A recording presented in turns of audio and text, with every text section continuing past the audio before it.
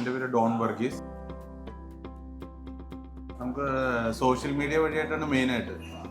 അത് കഴിഞ്ഞിട്ട് നമ്മുടെ ഫാമിലി മെമ്പേഴ്സ് പോയിട്ടുണ്ട് ഇതിനു മുന്നേ. ലാസ്റ്റ് മന്ത് യൂറോപ്പ് ട്രിപ്പ് പോയിട്ടുണ്ട്. അപ്പോൾ അതുവഴിയായിട്ടാണ് നമ്മൾ അറിഞ്ഞതും കാര്യങ്ങളും.